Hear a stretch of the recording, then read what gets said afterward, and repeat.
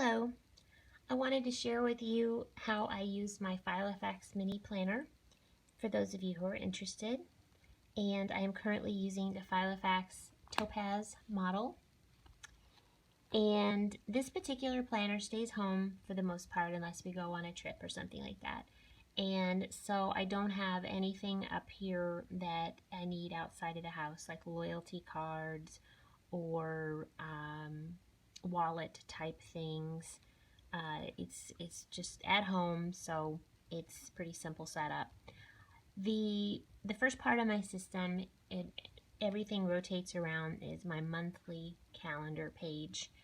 I put everything that's coming up in advance that I know of, occasions, events, birthdays, appointments, bills. It all goes into here. This is where it all begins. And this month is full of stuff and is messy, as August is not a lot written on the pages yet. However, I do have a couple of lists here of things that we are going to need to tend to during that month, or things that are due.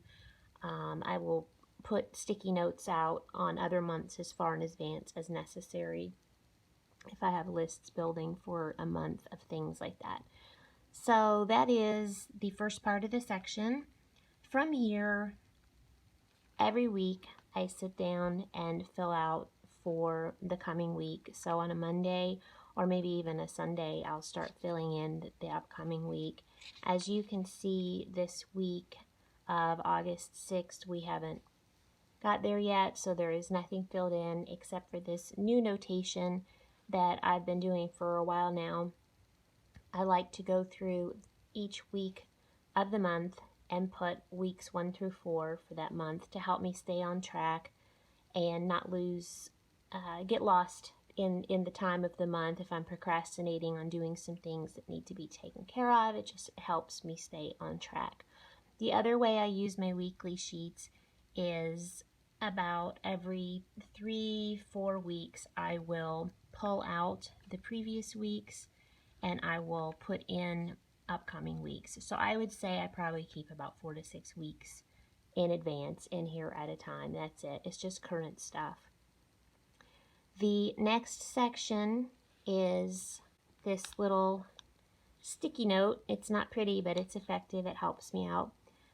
This is a simple list on each page behind this tab. It is just the name of the month at the top of the page, and then a list of tasks or goals to try to achieve in that coming month or that month. I have these made out in advance for the months, and I just fill them in as I think of things or as the month is approaching. The next section is a lot of lists of projects or things we want to get, things we want to do. There is a section in there I can show you. It is a simple list. I make a section for each month, and it's just bills, payments, things like that. It is just an abbreviated version of the name.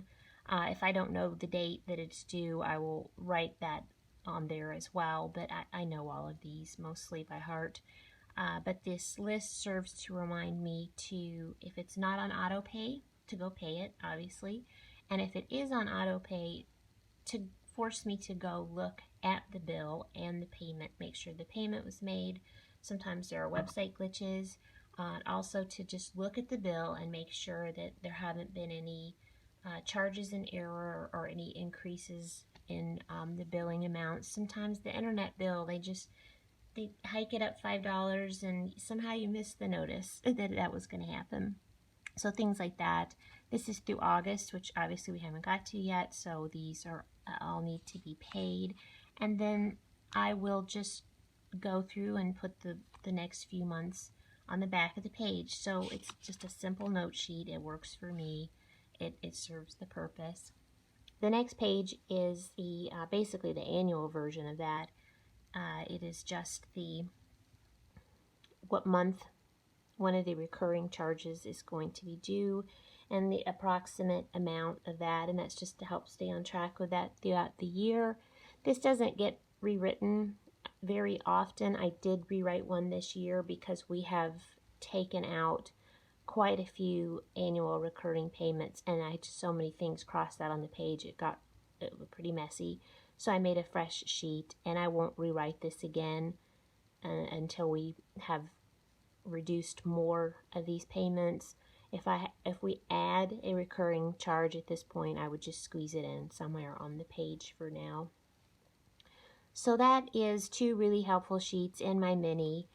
And the next tab is really, I call this one my creativity and happiness section. It is just notes of things that friends and family might have mentioned that they like, inspirational quotes, things like that. This is a paper tag that came on some handmade gloves I had purchased years ago. I thought it was neat, and I snipped it out and just taped it on the page. Nothing fancy, nothing pretty. This section, the next section is about 10 pages of password reminders, prompts for logging in to all the online websites that there's so many these days, and then they want you to reset your password every now and again.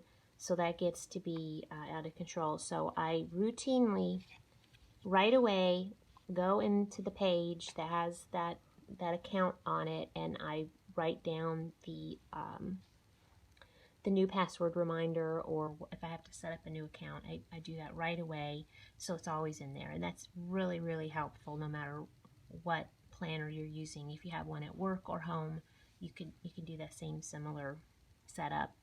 The sheets in the back, some of them are just lists of things we're working on that could be filed in there, but sometimes I don't. This is a great example of, this does not need to be in here, but I still enjoy looking at it. We were at a dinner, and the people were talking about some books and stuff, that the authors and books that they'd read recently that they like, and all that serves to me is I enjoy looking at it because it reminds me of that dinner. I can hear their voices, see their faces, and just have a little revisit on that. Eventually I'll file that away, but there it is for now. So some of the things that I mentioned in here that tie into my offline binder that I'm about to show you, the weeks that I pull out from the weeks that have passed, and also lists of things that are projects that I'm not working on right now. This is all current stuff, or should be. And everything that is offline, this is just a, auxiliary to this. This also stays home, but I pull out the previous weeks from here, and I just file them in here just like it says. That sticky note is always there. It's the weekly past pages, and so they are just in there for the current year. And then the other things yammed in the back here are the lists that aren't current right now, but I do go through this planner regularly, this binder I should say, regularly, and I look through those lists to see if there's anything that needs to be moved into the current system. And I also have to be in here regularly because I'm filing away the previous weeks. So this is a great backup to my current. And also, if we go on a trip or something, I do take this one, but this one has no need to leave the house. It just sits around. And this is another one of my favorite minis. I do rotate through using whichever one is the main planner at the time, but right now this one is on offline mode. The years prior to the current year all get stored just like this, little clips and little binder clips, paper clips. It's, the skinny ones are the monthlies for the year, and then the thicker ones are the weeklies for the year. These go back a few years, and I have further than that. One thing that's kind of fun is 2016 is the year just before we started making our own inserts. So these are all the Filofax brand of the refills.